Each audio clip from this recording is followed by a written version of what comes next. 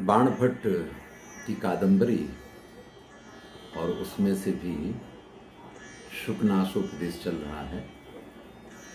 2 दिन से हम इस चीज़ को देख रहे हैं और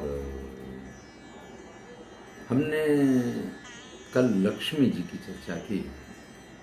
हमें तो बोलने में लक्ष्मी बोलने में थोड़ा ऐसा लगता है तो लक्ष्मी जी बोलते हैं, लेकिन जो गुण धर्म बताए गए हैं उसमें तो लक्ष्मी भी कहना उनके लिए एक तरीके से एक शर्मजनक घटना है, ऐसा कह सकते हैं।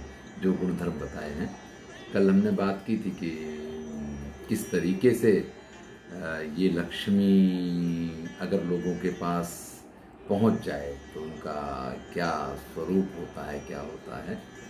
तो यथा यथा चेयम चपला, जैसे जैसे ये चपल लक्ष्मी जो है दीप्यते यानी व्यक्ति के पास पहुंच के दे दीप्यमान होनी शुरू होती है, तथा तथा वैसे वैसे ही दीप शिखे हुए, जैसे दीप शिखा यानी दीपक अगर जलाया जाए तो उसकी शिखा, उसकी जो लौ निकलती है तो उस लौ में से क्या उत्पन्न होता है, कज्जल मलिन, जैसे काजल उत्पन्न होता है, काला काला धुआं। और अगर आप उसके ऊपर चम्मच वगैरह रख दें तो उसमें पूरा जम जाएगा। अब आप लोगों ने तो नहीं देखा होगा, लेकिन मैं बहुत छोटा था तो लाइट वाइट तो गांव में थी नहीं। ऊपर से स्थितियाँ किस प्रकार की रहती थी कि दीपक लालटेन नहीं हुआ करती थी, कांच वाले लालटेन किसी किसी के घर पे होती थी, बस वही दीपक होते थे। नहीं तो कांच की बोतल है, छोटी सी बोतल है, उसमें छेद कर लिया, एक डोरी लगा दी, वो जला करता था। तो इस प्रकार के दीपक जब जलते थे तो उन दीपकों से क्या होता था कि बहुत धुआं निकलता था, और वो अगर आपको यहाँ से वहाँ ले जाने तो बुझने के चांस रहते थे। तो मिट्टी का इस प्रकार का एक डिजाइन बनाया जाता था कि जिसके नीचे वो रखा रहता था तो उसके ऊपर के पूरे हिस्से में काला काला जम जाएगा। तब हमारे लिए तो बड़ा उपयोगी हुआ करता था। उपयोगी इस हिसाब से होता था कि हमारे टाइम पे वो होती थी क्या, जिसको कहते हैं ना लिखने के लिए पट्टी बोलते, लकड़ी की पट्टी हुआ करती थी, और हम उस पट्टी के ऊपर पहले इसी काले उससे उसको हम अच्छी तरीके से रंग किया करते थे। फिर कांच की बोतल से उसको घिसा करते थे, इसको पट्टी घोंटना कहते थे, और तब उस पर लिखा जाता था स्कूलों में। आज की तरह ना पेंसिल थी ना कागज़ थे। तो ये एक पुरानी यादें हैं। तो दीपक की लौ में से जिस प्रकार से काजल उत्पन्न होता है, ऐसे ही ये लक्ष्मी जब लोगों के अंदर दीप्यमान होती, जलती है, जैसे वो दीपक जलता है उस प्रकार से जब ये जलती है तो क्या होता है, सिर्फ कलुषता यही उत्पन्न होती है। यहाँ तक कलम ने लिखा था। इसके आगे चलते हैं। तथा ही, इसीलिए तो कहा जाता है इयम संवर्धन वारिधारा तृष्णा विषवल्ली नाम। देखिए, वारी धारा का, जल की धारा तो का तो काम करती है, लेकिन किसकी जल धाराएं, तृष्णा रूपी विष की जो बल्लियां, जो बेलें बनने वाली हैं, यानी तृष्णा की जो बेल बनने वाली है उसको जल देने का काम ये करती है। अगर विष की बेल है तो पानी तो उसको भी चाहिए, लेकिन वो पानी बिल्कुल निरर्थक माना जाता है जो विष की बेल को बड़ा करे। तो ये लक्ष्मी जल की धारा का तो काम करती है, लेकिन किस प्रकार की जल धारा का काम करती है, जो जल धारा तृष्णा रूपी विष के बेल को बड़ा करती है।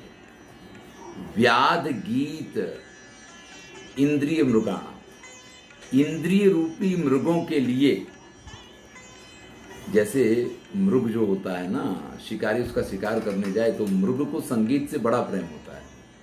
एक श्लोक है, कुरंग मातंग पतंग भृंगाः मीना हता पंचवरेव पंचो एकः प्रमादी सकथम न हन्यते यह सेव्यते पंचवरेव पंचो। कुरंग कहते हैं हम हिरण को, मातंग कहते हैं हाथी को, पतंग कहते हैं पतंगिए को। कुरंग, मातंग, पतंग, भृंगा, भंवरे को आप जानते हैं, और मीन, ये 5 बताए हैं। इनमें श्रवणेंद्रिय यानी संगीत प्रिय होता है कौन? हिरण। यहां उसी बात को कहा कि व्याध गीति, जैसे व्याध का गीत हिरण की मृत्यु का कारण बनता है, ऐसे ही हमारी इंद्रिय रूपी मृगों के लिए ये व्याध के गीत के समान है। यानी व्यक्ति की इंद्रियां उसके वश में नहीं रहती, मृत हो जाती हैं। वो चाहे जितना चाहे, लेकिन उसके हिसाब से वो नहीं चलती हैं। परामर्श धूम लेखा सच्चरित चित्रा, जो उत्तम चरित्र वाले लोग हैं उनके लिए मार्गदर्शक तो है, लेकिन कैसी? परामर्श धूम, ऐसा परामर्श जो कि धूमाच्छादित है, जो गलत है, उसके लिए उसको परेशान करने वाला है, जो उसको गलत मार्ग पे ले जाने वाला है। यानी जितने सच्चरित्र लोग हैं उनको भी गलत मार्ग पे पहुंचाने का ये पूरा पूरा साधन बना दिया। इस प्रकार का इसका प्रयोग है। विभ्रमशय्या मोह दीर्घ निद्राणाम, ऐसा जिसके पास हो वो मदांध हो जाएगा, मोहांध हो जाएगा, और उसकी मद में मोह में सोने के लिए ये धन जो है विभ्रम शैया का काम करेगा। शैया तो होती है, शैया सोने के लिए होती है, लेकिन ऐसी शैया कि जिस पे सोने के बाद आपको यही मालूम ना पड़े कि हाँ कब उठना है। देखिए पहले क्या हुआ करता था, लोग बाग बाहर सोते थे और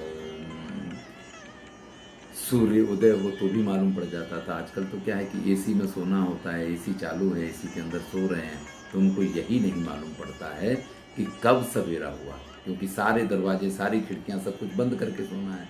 और सब कुछ बंद करके सोना, फिर आदत इस प्रकार की पड़ जाती है कि उन्होंने कहा पर्दे भी बंद कर दो। तो ऐसी स्थिति में सवेरा कब होता है उनको मालूम ही नहीं पड़ता है। अगर अलार्म नहीं बजे तो पक्षियों के कलरव से वो नहीं उठ सकते हैं। बाकी अगर आप बाहर खुले में सोते हो तो प्रातः काल होते ही पक्षी कलरव करने लग जाते हैं, उनकी आवाज़ सुनाई देगी। कितना सुंदर संगीत होता है, किस प्रकार से बड़े आराम से जगा जा सकता है। लेकिन ये चीज़ें खत्म होती चली जा रही, खत्म हो रही। चलिए, तो यहाँ कहते हैं कि विभ्रम शैया मोह दीर्घ निद्राणाम, जो मोह रूपी दीर्घ निद्रा में सोने वाले हैं ना, उनके लिए विभ्रम शैया का काम करती है ये। निवास जीर्ण बल भी धन मद पिशाचिका नाम, धन का मद जिसको हो जाए, आप ये समझ लीजिए कि सारे प्रकार के दुर्गुण उसमें आ जाएंगे। इसलिए धन का जिसको मद है उसको पिशाच की समझाएगी। तो ऐसी जो पिशाचिनी है, धन की अभिमान रूपी पिशाचिनी, पिशाचिनी का अर्थ हुआ कि जिसमें सारे दुर्गुण हैं, उनके लिए निवास जीर्ण बल भी, उनकी निवास स्थान के लिए बड़ा पुराना जाना पहचाना स्थान, उसको जीर्ण बल भी कहा जाएगा। जीर्ण बल भी किसको कहा जाएगा? जो बहुत पुराना निवास स्थान हो, जिससे आप अच्छी तरीके से परिचित हो। तो सुपरिचित निवास स्थान है किनके लिए? जो धन के मद से पिशाच बने हुए हैं, हर प्रकार के बुरे कार्य करने के लिए तैयार हैं, ऐसे लोगों के लिए। तिमिरोद गति ही शास्त्र दृष्टि ना, जिसके पास शास्त्र की दृष्टि है ना, उसकी आंखों में भी अंधकार व्याप्त हो जाए, उसकी आंखें भी तिमिराच्छादित हो जाए। देखिए, ये एक रोग भी होता है, आंखों का एक रोग भी होता है जिसको तिमिर कहते हैं। जैसे रतौंधी कहा जाता है, ऐसे तिमिर होता है, व्यक्ति को दिन में भी नहीं दिखाई दे, ऐसी स्थिति हो जाए। शायद इसी का आगे चल के नाम जिसको हम कहते हैं आंख में मोतियाबिंद वगैरह हो जाता है, तो संस्कृत नाम जो है, तो दृष्टि के लिए तिमिर रूपी जो रोग है, किसके लिए? शास्त्र दृष्टि। जो शास्त्र के ज्ञाता हैं, जो शास्त्र के विद्वान हैं, उनके लिए, उनकी दृष्टि के लिए। देखिए, आँखों में दृष्टि ना हो तो चल जाएगा, आँखों से अंधा होगा तो चल जाएगा वो, लेकिन जिसकी दृष्टि खत्म हो गई है, जिसकी विचारने की, जिसकी समझने की शक्ति खत्म हो गई हो, वो बेकार हो जाता है। तो ऐसे लोगों के लिए ये अंधकार स्वरूप है या तिमिर स्वरूप है। पुराह पताका सर्वाभिनयान, सभी प्रकार की अभिनय के लिए ये सबसे आगे रहने वाली पताका की तरह, ध्वज की तरह। कैसा ध्वज? जो ध्वज सभी जो विनम्र नहीं हैं ऐसे लोगों में सबसे आगे हो। तो अविनया नाम सर्व अविनया नाम, सभी प्रकार की अविनम्रताओं के लिए ये पताका जैसी है। यानी लक्ष्मी आ जाए तो व्यक्ति विनम्रता तो भूल ही जाता है और हर तरह की विनम्रता भूल जाता है, ये कहने का तात्पर्य। उत्पत्ति निन्नम क्रोधावेग ग्राहण, क्रोध के आवेग के लिए ये उत्पत्ति स्थान है। जिसके पास पैसा होता है उसको क्रोध बहुत आता है हर बात पे, क्योंकि उसको एक अहम होता है, उसको एक इस प्रकार का एहसास होता है कि मैं ही तो हूँ जो कुछ हूँ। और ये एहसास जब व्यक्ति में होता है तो उसको छोटी छोटी बातों पे क्रोध आता है। इस बात को यहाँ कहा गया है। आपान भूमि विषय मधुना, विषय रूपी जो मधु यानी अमृत कह लीजिए, विषय रूपी जो मीठापन है, विषयों की मिठास के लिए आपान भूमि है। खूब आकंठ पान कीजिए इस प्रकार की विषयों के लिए पान भूमि। भाई जब पैसा है तो विषयों की क्या कमी है, आपको जो चाहिए वो आपको उपलब्ध होगा। अभी देखिए एक बड़ा ही हाई प्रोफाइल सुशांत सिंह वाला केस चल रहा है। कल हम टीवी पे उनके वकील का, एक श्रुति सेन उनके वकील का निवेदन पढ़ रहे थे। वो ये कह रहे थे कि फिल्म इंडस्ट्री में ये पार्टियां बड़ी स्वाभाविक हैं, उन पार्टियों में ये चीज़ें तो चलती हैं, ड्रग्स व्रग्स तो सभी लोग लेते वहाँ, एक दो नहीं सभी लोग लेते। उनका तो बिल्कुल इस प्रकार से कहना था जैसे कोई चाय वाय पीते हैं अपने यहाँ, इस प्रकार से। तो भैया ये जो है ना, जब पैसा है तो सभी प्रकार के विषयों का रसपान करने के लिए आपके पास कोई कमी नहीं है। आपको जो चाहिए, जितना चाहिए, जैसा चाहिए है, वो सब कुछ उपलब्ध हो जाएगा। इसलिए आपान भूमि कहा है। उनको पान करने के लिए जो सारी सुविधाएं आपको उपलब्ध करवाए, इस प्रकार की ये भूमि है। संगीत शाला भ्रू विकार नाट्यानाम, भ्रू विकार। देखिए नाटक में जो सात्विक अभिनय होता है, 4 प्रकार के अभिनय होते हैं, आंगिक, वाचिक, आहार्य और सात्विक। इसमें सात्विक अभिनय जो है वो सबसे ज्यादा महत्वपूर्ण माना जाता है। और सात्विक अभिनय में ये चेहरे से ही अधिकांश अभिनय होता है कि चेहरे पे पसीना आना, आपको आश्चर्य हो रहा है तो आपकी आंखें इस प्रकार से फैल जानी चाहिए, आपको क्रोध आ रहा तो आपकी आंखें ऐसे लाल होनी चाहिए, आपकी नाक इस प्रकार से फूलनी चाहिए, अगर आपके मन में प्रेम जागृत हो रहा है तो आपकी आंखों में वो मद प्रेम का नशा दिखना चाहिए, आपके होठों में उस प्रकार की फड़कन दिखनी चाहिए। इसी प्रकार से नेत्र और भवों का बड़ा महत्व उसमें। तो यहाँ कह रहे हैं कि भ्रू विकार नाट्यानाम संगीतशाला, भ्रू विकार रूपी नाटकों को जैसे संगीतशाला प्राप्त हो जाए, इसी प्रकार से ये जो है ना विषय रूपी भ्रू विकारों के लिए बिल्कुल उपयुक्त।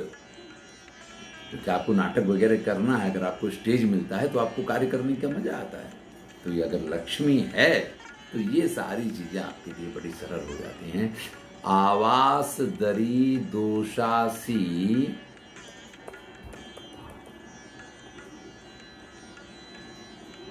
आवास दरी दोषासी विषाणाम, आसी विषाणाम आवास दरी। भैया आवास कहते निवास को, दरी यानी कि जो जमीन के अंदर, जिसको गुजराती में तो दर ही बोलते हैं, गुजराती में बिल को दर बोलते हैं। तो आवास दरी आसी विषा, जितने भी प्रकार के विषय हैं उनको आप विषैला सर्प के समान मान सकते हैं। और सर्पों के रहने के लिए जैसे उत्तम स्थान बिल होता है मिट्टी के अंदर, उसी प्रकार से ये सभी प्रकार के विषय भोगों के लिए बिल्कुल सुरक्षित निवास स्थान है, ऐसा आप कह सकते हैं। उत्सारण वेत्र लथा सत्पुरुष व्यवहाराणाम, अच्छे पुरुषों के, सत्पुरुष के व्यवहार के लिए कैसी है, उत्सारण वेत्रलता। उत्सारण वेत्रलता का अर्थ होता है जो पुलिस वाले चौराहे पे खड़े होते हैं उनके हाथ में एक डंडा होता है। वो डंडा किसके लिए होता है, मारने के लिए नहीं होता। ए इधर जाओ, वो डंडे से रास्ता बताएंगे आपको। इसको उत्सारण वेत्रलता, मतलब इस प्रकार के दंडधारी जो लोग होते हैं कि जो इस चीज़ को शो करते हैं कि भाई यहाँ का आधिपत्य इनके पास है और आपका मार्गदर्शन करते हैं। अगर आप उनकी बात का स्वीकार नहीं करते हैं तो फिर हाथ में डंडा है तो है ही इसीलिए कि उसका उपयोग भी किया जा सकता है। और व्यक्ति जब किसी के, क्योंकि चाणक्य ने ये कहा कि अगर आप किसी के हाथ में डंडा वंडा देखें तो ऐसे व्यक्ति का भरोसा नहीं कर सकते हैं। जो सींग वाले हों, ऐसे जो लोग हों या जिनके नख हों, उनका भरोसा नहीं किया जाता है। तो जिसके हाथ में डंडा उसका तो भरोसा बिल्कुल ही नहीं कर सकते हैं। तो वो उच्चारण वेत्र लता, ऐसे वो डंडे के समान है किसके लिए? सत्पुरुष व्यवहार, अच्छे अच्छे लोगों के जो व्यवहार हैं। यानी एक बार पैसा आपके पास आया ना, फिर अच्छे व्यवहार करना तो व्यक्ति भूल जाता है। वो तो उसको मालूम ही नहीं पड़ता कि अच्छा व्यवहार होता क्या है, कैसे किया जाता है, क्योंकि वो तो इसके आते ही, जैसे डंडा लेकर के कोई खड़ा हो तो फिर कुत्ता थोड़े वहां अंदर घुसेगा।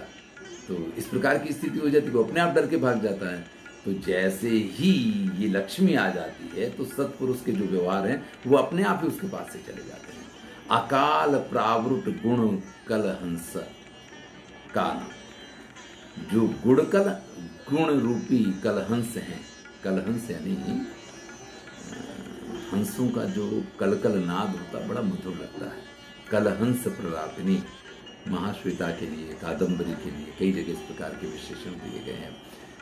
कहीं मेरे ख्याल से, अगर मैं नहीं भूल रहा हूँ तो शकुंतला के लिए भी ये विशेषण दिए हैं। ये कालिदास ने तो नहीं दिया, लेकिन जब उसकी व्याख्या करते हैं तो व्याख्याकार, संजीवनी टीकाकार जो मल्लीनाथ हैं, वो इस शब्द का प्रयोग करते हैं। तो कलहंस यानी हंसों का जो कलकल नाद होता है वो बड़ा मधुर लगता है।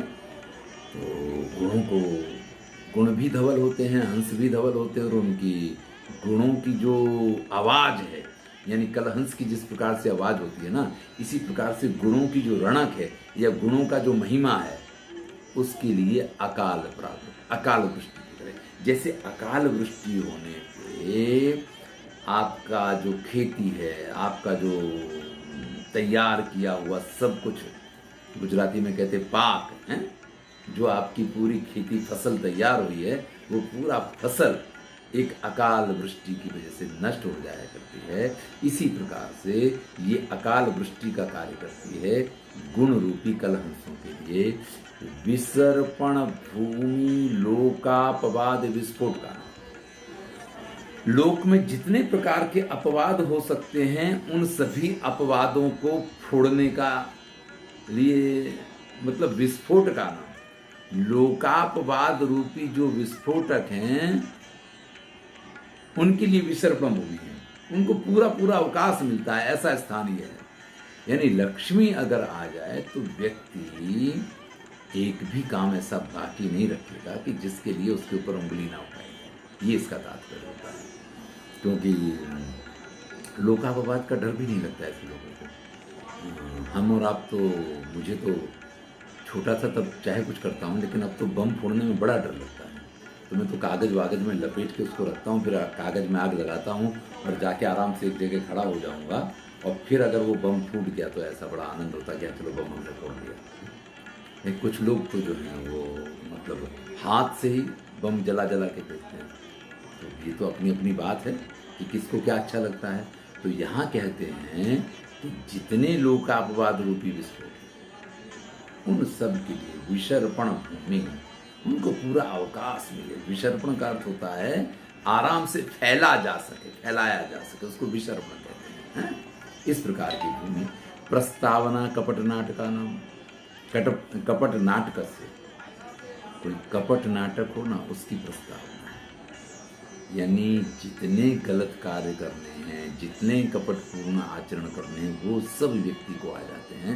लक्ष्मी के आते ही वो प्रस्तावना बन गई और फिर व्यक्ति सारे ऐसे ही आचरण करेगा। जो उसका प्रिय मित्र होगा वो भी आने वाला, वो तो सोचेगा नहीं यार अभी तुम घर पे ही नहीं, हम फिर मिलते हैं हम लोग हैं। मतलब लक्ष्मी के आते ही मित्र मित्र नहीं रहते हैं सब।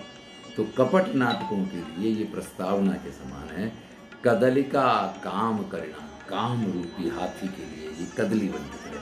हाथियों को केले बहुत अच्छे लगते हैं और केला देख करके हाथी पागल हो जाते हैं। देखिए अभी एक श्लोक कहा था मैंने कि कुरंग मातंग पतंग गंगा मीना हता पंचवरे पंचो। तो कुरंग एक संगीत की वजह से जाता है। मातंग यानी हाथी जो है वो काम चेष्टा के लिए बड़ा जाना जाता है। हथनी को कहीं देख ले तो बस फिर वो पागल हो जाएगा और वहाँ अवश्य जाएगा, उसके पीछे अवश्य जाएगा। एक हाथी दूसरे हाथी को इस चक्कर में मार डालते हैं, लेकिन वो तब तक, क्योंकि हाथियों के झुंड जो बनते हैं उसमें समूह का अधिपति वही होता है जो सभी हाथियों को विजय प्राप्त करता है, और उस एक हाथी के आसपास बहुत सारी हथनियाँ रहा करती हैं। इस प्रकार के उल्लेख पाए जाते हैं। इसलिए इसको काम का सुख बहुत चाहिए, इस प्रकार से इसके लिए कहा जाता है। तो ये अपनी कामेंद्री की वजह से पकड़ा जाता है। हाथियों को पकड़ने की जब व्यवस्था की जाती है उसमें यही किया जाता है कि हथनी को ऐसी जगह बांधा जाता है कि उसको देख करके वो हाथी वहाँ आएगा, उसको पकड़ा जाता है। पतंग को आप जानते हैं, जो पतंगिया होता है वो क्या होता है कि दीपक को देखता है, उसकी आँखों यानी तेज की वजह से, और वो पकड़ा जाता है। एक ही विषय है, उसको तेज देख करके पागल हो जाता है और दीपक के पास उड़ के जाएगा और वहीं जल के पास हो जाएगा। पकड़ा तो क्या जाएगा बेचारा है। भृंगा, भौरा आप जानते हैं कि फूल के अंदर बैठ जाएगा। वो तो आपने सुना ही होगा कि गमिष्यति भविष्यति सुप्रभातम भास्वान देश्यसि हसिष्यसि पंकजश्री। भाई कथा है कि भौरा जो है वो कमल के अंदर बैठ गया। बड़ी शक्ति होती भौरा में, बड़ा तीव्र होता है। वो लकड़ी को भी काट देता है, काठ में भी होल कर सकता है, लकड़ी में होल कर सकता है। लेकिन उस कमल के प्रेम में ऐसा फंसता है, वो सोचता है कि अरे आज रात भर इसी की सुगंधी लेंगे, मजा लेंगे, और क्यों इसको काट के मैं बाहर निकलूं। कल सुबह होगा, सूर्य प्रकाशित होगा और मैं इसमें से बाहर उड़ जाऊंगा। तो खाली सुगंध की वजह से वो भौरा मृत्यु को प्राप्त हुआ, क्योंकि हा हंत हंत गजनी गज मुज्जहार, नलिनी गज मुज्जहार, इस प्रकार का बहुत प्रसिद्ध श्लोक है, आपने सबने सुना ही होगा। तो और मीन, वो अपने स्पर्श, मीन जो है मछली अपने स्पर्श के लिए आप पानी से बाहर निकालिए, तुरंत वो अपने प्राण त्याग देगी, क्योंकि उसको जल का स्पर्श बहुत अच्छा लगता है। तो ये सभी जितने प्राणियों की या जंतुओं की बात की, ये एक एक इंद्रिय के सुख के लिए अगर इनकी ये हालत हो जाती है, मरते हैं, तो हम तो भैया अपनी सभी इंद्रियों का सुख प्राप्त करते हैं। हम तो पांचों के पीछे पड़े रहते हैं। आँखों से अच्छा देखने को चाहिए, कान से अच्छा सुनने को चाहिए, जीभ से अच्छा टेस्ट चाहिए, नाक से अच्छा सूंघना चाहिए, और कामेंद्री भी हमारी तैयार होती तो फिर भैया हमारी तो क्या दशा होगी हैं। तो उस बात को, चलिए यहाँ पे हम विषय पे आते हैं। कदलिका काम कारिणा, जैसे काम करिणा, करी कहते हाथी को, काम के लिए व्याकुल हाथी जैसे कदली वन में जाता है, या कदली वन जैसे हाथियों को व्याकुल बनाता है, उनको उन्मादित कर देता है, उनको बहुत टेस्ट आता है, ऐसे ही काम रूपी जो हाथी, तरह तरह की काम क्रीडाओं की जो इच्छा होती है, तो उसके लिए कदली वन की तरह वहाँ सारी इच्छाएं तृप्त हो सकती हैं एक बार लक्ष्मी के आने के बाद। बद्धशाला साधु भावस्य, जितनी अच्छी अच्छी भावनाएं हैं, साधु भावस्य ने अच्छी अच्छी भावनाएं हैं, उनके लिए बद्धशाला का काम करती है, उनके लिए मृत्यु का स्थान है। अच्छी भावनाएं यहाँ बचती नहीं है, लक्ष्मी आई नहीं कि वो अच्छी सारी भावनाओं का वध हो जाया करता है। राहु जिह्वा धर्मेंदु मंडल से, धर्म रूपी जो चंद्रमा का मंडल है उसके लिए राहु की जीभ की तरह, यानी जैसे राहु चंद्रमा को ग्रसता है वैसे ही ये धर्म को ग्रस लेती है। एक बार लक्ष्मी का आगमन हो जाए फिर व्यक्ति धर्म के मार्ग पे नहीं चल सकता। इसका अर्थ हुआ नहीं तम पश्यामी यो ही अपरिचित, मैं ऐसा एक भी व्यक्ति नहीं देखता हूं जो अपरिचयानयो ना निर्भरम उपगूढ़ा यो वा ना विप्रलब्धा, जो इसके परिचय में आया हो और वो इसके द्वारा ठगा ना गया हो, इसके द्वारा विप्रलब्धा, उसके साथ जिसको कहते हैं कि छल कपट ना हो, ऐसा मुझे कोई भी दिखाई नहीं देता। देखिए लक्ष्मी आए और चली जाए तो भी व्यक्ति चला गया, और लक्ष्मी अगर उसके पास है और उसको बुरा बना दे तो भी वो चला गया, वो तो हर तरीके से गया। यानी लक्ष्मी अगर रुक गई तो आपको बर्बाद कर देगी, क्योंकि आपको इंसान नहीं रहने देगी, आपको राक्षस बना देगी। पिशाचिनी शब्द का प्रयोग किया गया था। और अगर लक्ष्मी आपके पास से आके चली गई तो फिर सुखात तु यो याति नरो दरिद्रता धृतः शरीरेण मृतः सजीवती वाली स्थिति हो जाती है? कि जो व्यक्ति एक बार सुख के बाद दुख का जीवन जिसको गुजारना पड़े वो तो जीते जी मर जाता है। तो एक भी ऐसा व्यक्ति नहीं है जो इसके द्वारा ठगा ना गया हो। नियतम इयम आलेख्य गता भी चलती। कैसी है ये लक्ष्मी? आलेख्य गता, जो चित्रित है लेकिन फिर भी चली जाती है। आलेख्य गता का अर्थ है, आलेख यानी चित्र में। अब चित्रतुरग न्याय जो है अपने रस के सिद्धांत में अगर उसको समझाओ तो चित्र में बनाया हुआ घोड़ा होता है, तो फिर वो घोड़ा दौड़ता तो नहीं, भले दौड़ता हुआ बनाया गया हो, लेकिन ये लक्ष्मी आलेखित है तो भी ये चल देती है, चली जाती है, आलेखित होने पे भी। पुस्तमप्यपि इंद्रजालम आचरति। पुस्त कहते हैं पुतलिका को, जिसको हम क्या कहेंगे, कठपुतली कहते हैं ना। तो कठपुतली होने के बाद भी, कठपुतली का अर्थ ये है कि उसके कोई प्राण नहीं है, उसका अपना कोई जीवन नहीं है, वो कुछ अपना कुछ कर नहीं सकती है। एक गुड़िया है, प्लास्टिक की गुड़िया है, तो आप ये नहीं सोच सकते वहाँ काठ की है। तो इस प्रकार की काठ की वो गुड़िया होने पर भी, पुतलिका होने पर भी इंद्रजालम आचरती, इंद्रजाल का आचरण करती है, इंद्रजाल फैलाती है। लक्ष्मी की बात चल रही है। उत्कीर्णापि विप्रलब्धे, वो उत्कीर्णित है।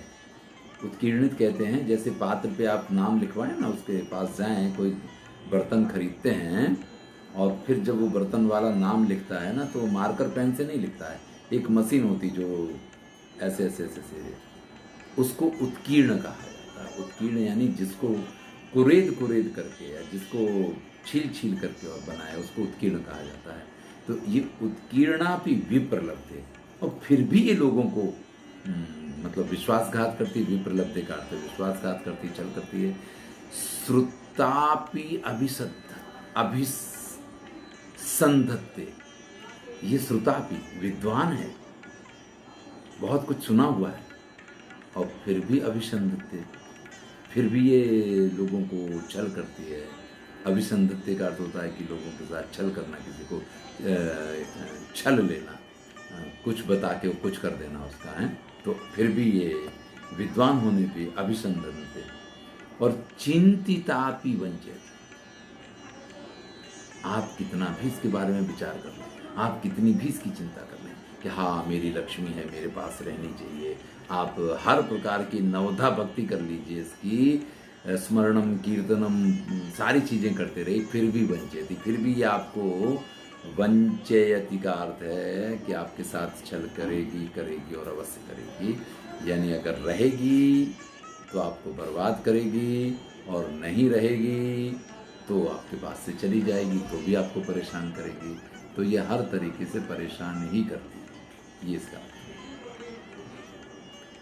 चलिए एक बात पूरी हुई। अब कहते हैं कि एवं विधेयापि चा अनया दुराचार्या कथमपि दैव वसेन परिगृहीता। इसका स्वभाव कैसा हो तो आपको बता दिया।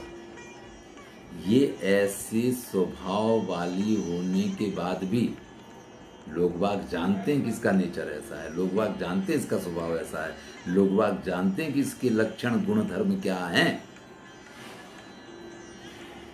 एवं विधेया, फिर भी चा अनया दुराचार्या कथमपि दैव वसेन परिगृहीता, फिर भी इस दुराचारणी को कोई देव के वशभूत होकर के, यानी भाग्यवश, कोई सौभाग्यशाली ऐसा हो जो इसको अपने वश में रख पाए, हैं, किसी ने इसको परिग्रहिता ले लिया तो विक्लवाह भवंती, तो व्याकुल हो जाते हैं।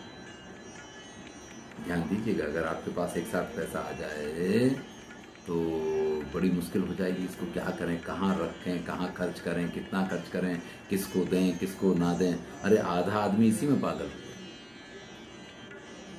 तो इस चीज़ को कहा है कि परिग्रहिता विक्लवा भवंती, इसको अगर कोई ले लेते हैं तो व्याकुल हो जाते हैं। कौन? राजाना, राजा की बात कि ये इस प्रकार का इसका स्वभाव, वो तो आपसे वर्णन कर दिया। लेकिन अगर कोई राजा उसके बाद भी इसका परिग्रह कर लेता है, इसको घेर लेता है, किसी के पास से छीन लेता है, राज्यलक्ष्मी प्राप्त कर लेता है, या आप जैसों को क्या होता है कि राज्याभिषेक होकर के ये मिल जाती है, बाप दादा की है, संपत्ति है और आपका राज्याभिषेक वो आपको दे दी गई, तो सर्वान विनयान अधिष्ठान्तांचे गच्छन्ति। तो जो इसको परिग्रहिता, इसको अपने वश में कर लेता है, उसकी सभी तरह की विनम्रताएं, सभी तरीके के गुण, जितनी भी अच्छी अच्छी चीजें, जितनी श्रेष्ठताएं हैं, गच्छन्ति, उसमें से चली जाती है। यानी जिस दिन कोई राजा राजलक्ष्मी को प्राप्त कर लेता है तो है ही दुराचार्य है। कथम भी किसी तरीके से दैव वश, भाग्य वश परिग्रहिता इसको अगर ले लिया तो उसकी स्थिति कैसी होगी कि सर्वा विनयाधिष्ठानतांच गच्छन्ति। उसके अंदर की जितनी विनम्रता, देखिए एक विनम्रता जाने से आप ये समझ लीजिए कि सब कुछ चला जाता है। आपको श्लोक याद होगा, बड़ा प्रचलित श्लोक है, विद्या ददाति विनयम। विद्या आपको देती क्या है? विनम्रता ही तो देती है। और जब विनम्रता आपके पास आती है तो विनयाद याति पात्रता, तो आपको पात्रता प्राप्त होती है। पात्रत्वात् धनमाप्नोति, धनात् धर्मम तथा सुखम। तो इन सबके मूल में विद्या है, या विद्या है तो विनम्रता है। तो विनम्रता ही महत्वपूर्ण है। और यहां उसी को कह रहे सर्वा विनयाधिष्ठानतांच। विनम्रता और उसके कारण प्राप्त होने वाले जितने अधिष्ठान हैं सब कुछ समाप्त हो जाते हैं। तथा ही, इसलिए क्या, अभिषेक समय जब व्यक्ति का अभिषेक किया जाता है, एवं चैसा मंगल कलश जलैरिव प्राक्षाल्यते दाक्षिण्यम। भाई अभिषेक की प्रक्रिया पूरी देखिए, अभिषेक हो रहा है, उसका वर्णन चल रहा है और उसके परिणामों का भी वर्णन चल रहा है, उसके साथ क्या क्या होता है। तो अभिषेक कैसा होता है कि सबसे पहले विविध तीर्थों से जो जल लाया जाता है वो जल व्यक्ति के मस्तक पे डाला जाता है, उसके द्वारा अभिषेक होता है। तो कह रहे हैं कि मंगल कलश जल ही, मंगल कलश का जो जल डाला जाता है प्राक्षाल्यते, उससे धुल जाते हैं दाक्षिण्य। सबसे पहले उस व्यक्ति का दाक्षिण्य उससे धुल जाता है। यानी जैसे ही उसके सर पे राज्याभिषेक करने के लिए वो मंगल सूचक या मंगल कलशों के द्वारा जो जलाभिषेक किया जाता है, जो जल डाला जाता है, वो जल उस व्यक्ति के सिर को धोता है, उस व्यक्ति के उसको कुछ नहीं, वो सीधे सीधे उसके दाक्षिण्य को धो देता है। तो जब राज्याभिषेक रूपी जल सिर पे डाला जाता है तो व्यक्ति का क्या होता है, दाक्षिण्य धुल जाता है। अग्नि कार्य धूमिनेव मलिनी क्रियते हृदयम। और जैसे ही वहां दीपक वगैरह जलाया जाएगा, अग्नि जलाई जाएगी, यज्ञ आदि किया जाएगा, तो उसमें से जो धुआं निकलेगा वो उसके हृदय को काला कर देगा। वो धुआं क्या करता है कि उस व्यक्ति के हृदय को काला कर देता है। यानी उसका दाक्षिण्य धुल गया, उसका हृदय मलिन हो गया। पुरोहितों के द्वारा कुशाग्र सम्मार्जनीय भी इवापनीयते क्षांति। देखिए पुरोहित लोग क्या करते हैं, कुशाओं के अग्रभाग से परिमार्जन करते हैं, मंत्र बोलते जाते हैं, ओम शुद्ध्यति ओम शुद्ध्यति ओम शुद्ध्यति ओम शुद्ध्यति, और कुशाओं से जल छिड़कते जाते हैं। तो वो जो परिमार्जन किया जाता है वो परिमार्जन व्यक्ति का नहीं होता है, शांति ही अपनीयते, उसके द्वारा शांति दूर कर दी जाती है। उस व्यक्ति की शांति जो है उसको समाप्त कर दी, फिर वो व्यक्ति शांत नहीं रह सकता है। वो व्यक्ति दाक्षिण्य किसको कहते हैं, सज्जनता। उसकी सज्जनता धुल जाती है, उसका हृदय मलिन हो जाता है, उसकी शांति समाप्त हो जाती है। उष्णीश पट्ट बंधे नेवावच्छाद्यते जरागमनस मरण। उष्णीश पट्ट बंधने अवच्छाद्यते। भाई रेशमी पटका पगड़ी बांधी जाएगी, पगड़ी पहनाई जाएगी। जब वो पगड़ी पहनाई जाती है ना, तो उस रेशमी पट्ट के बंधने के कारण क्या होता है, ढक जाता है। क्या ढक जाता है कि बस अब मैं तो कभी वृद्ध होने वाला ही हूँ, मैं तो हमेशा ऐसा ही रहूंगा, और जब मैं ऐसा ही रहूंगा तो मैं तो कुछ भी कर सकता हूँ। यानी व्यक्ति की बुद्धि जो है वो विचार शक्ति खत्म हो जाती है। वो सिर पे जो पगड़ी बांधी गई वो साफा या पगड़ी नहीं होती है, वो जैसे व्यक्ति की बुद्धि ही बांधी गई, उसको सोचने समझने की शक्ति ही खत्म हो जाती है उसके कारण, ये इसका अर्थ होता है। फिर कहते हैं आतपत्र मंडलेन आ मंडले नेवाप वार्यते परलोक दर्शनम। और उसके ऊपर जो छत्र लगा दिया जाता है ना, तो छत्र ऊपर लग गया तो आप ऊपर तो देख ही नहीं सकते, परलोक की तरफ नहीं देख सकते। हमारे दर्शन में कुछ चीजें बड़ी ही महत्वपूर्ण, हमने जैन दर्शन का जो अध्ययन किया था, हमने बौद्ध दर्शन के बारे में जब थोड़ा देखा था तो इन चीजों को समझा था कि पुनर्जन्म का सिद्धांत जो है ये आस्तिकता की सबसे पहली बात है। जो आस्तिक होते हैं पुनर्जन्म को मानते हैं। तो पुनर्जन्म क्या सिखाता है हमको कि भाई इस जन्म में अगर गलत कार्य करोगे तो अगले जन्म में आपको समस्याएं होने वाली हैं। पुनर्जन्म होना है तो भैया अगले जन्म के सुख के लिए इस जन्म में हमें अच्छे अच्छे कर्म करने चाहिए। चलिए, जो पुनर्जन्म नहीं मानते परलोक को तो मानते हैं कि इस लोक में अच्छा रहे, परलोक भी अच्छा बना रहना चाहिए। तो परलोक को अच्छा रखने के जो उपाय है ना, वो परलोक ही दिखना बंद हो जाता। वो छत्र ऊपर लगा और ऊपर लगे हुए छत्र से क्या हुआ कि परलोक दिखना बंद हो जाता। परलोक दर्शनम यानी अच्छे अच्छे कार्य हमें करने हैं, हमें अपने परलोक को अच्छा बनाना है, वो सारी चीजें खत्म हो जाती हैं। चामर पवन ही इवाप रियते सत्यवादिता।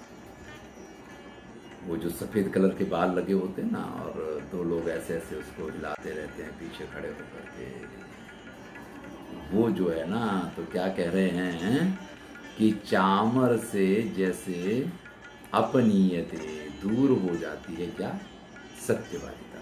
देखिए ये सारी चीजें चल रही हैं। कलश से जल डाला जाता है, एक यज्ञ आदि धूप वगैरह जलाई जाती है, पुरोहित परिमार्जन करते हैं, सिर पे पगड़ी बांधी जाती है, ऊपर छत्र लगाया जाता है, चमर हिलाया जाता है, और इन सब से क्या क्या होता है उसको यहाँ पे शुकनास वर्णन कर रहे हैं उसका, कि वो चमर का जो पवन, उससे कोई बहुत हवा नहीं आती है, लेकिन उससे ही सत्यवादिता दूर हो जाती है। व्यक्ति वहां से सत्य बोलना ही बंद कर देता है। वेत्र दंडई इवोत सार्यन्ते गुणाः, बहुवचन का प्रयोग किया है कि सभी प्रकार के गुण को दूर कर दिया जाता है। किससे? वेत्र दंडई। आपने राम दरबार का चित्र देखा हो तो दो भाई, हनुमान जी नीचे बैठे हुए हैं, दो भाई जो हैं वो चमर डुला रहे हैं, एक जन ने छत्र पकड़ रखा है, लेकिन दो द्वारपालिकाएं खड़ी होंगी जिनके हाथ में दंड पकड़ के खड़ी होंगी, इस तरीके से दंड लिए हुए। तो ये जो पूरा दृश्य होता है उसी में ये जो दंड पकड़ के खड़े होते हैं, वो दंड क्या है कि गुणों को दूर करने के लिए हैं। वो दंड आपकी सुरक्षा के लिए हैं या आपके सौंदर्य के लिए हैं, ऐसा नहीं, वो तो गुणों को दूर करने के लिए है। जय शब्द कल कलैरिव तिरस्क्रियन्ते साधुवादा। आपका जो अच्छा बोलना है, आपकी जो अच्छी बातें हैं, आपकी जो श्रेष्ठताएं हैं, जब लोग वाक जयकार करते हैं कि महाराजाधिराज की जय हो, महाराजाधिराज की जय हो, जब लोग वाक जय जय करते हैं ना, चारों तरफ से जब जयकार बोला जाता है तो वो जयकार नहीं होता है, वो आपकी साधुवादिता को, आपकी अच्छी चीजों को तिरस्क्रियन्ते दूर भगा देते हैं। जैसे जैसे जयकार किया जाता है वैसे वैसे व्यक्ति का अहम बढ़ता है कि आहा, मैं ही तो सर्वस्व हूँ, मैं ही तो श्रेष्ठ हूँ। और जब व्यक्ति खुद को श्रेष्ठ मानने लग जाता है तो उसके अंदर की सज्जनता, साधुवादिता खत्म हो जाती है। ध्वज पट पल्लवई रिव परामृश्यते यसा। ये यश का परिमार्जन हो जाता है, यश समाप्त हो जाता है। ध्वज पट पल्लवई, जब आपके नाम का ध्वज लहराता है ना, कि किसके नाम का, रामचंद्र ने लंका पे विजय प्राप्त की तो लंका पे राम के नाम का ध्वज लहरा गया, केसरिया लहरा गया। भारतवर्ष में बीजेपी की विजय हुई तो बीजेपी का झंडा लहराने लग गया। कांग्रेस की विजय होगी तो उसका झंडा लहराने लग जाएगा। तो जिसकी विजय होती उसका ध्वज लहराता है, जो राजा बनता उसका ध्वज लहराता है। तो ये ध्वज नहीं लहराता है, ये आप का जो यश है उसको धोता है। वैसे तो ध्वज यश को व्यक्त करने का माध्यम है, लेकिन ये कहते हैं कि परामर्शित उसको पहुंच देता है, साफ कर देता है। हम इस चीज को आज पूर्ण कर रहे हैं।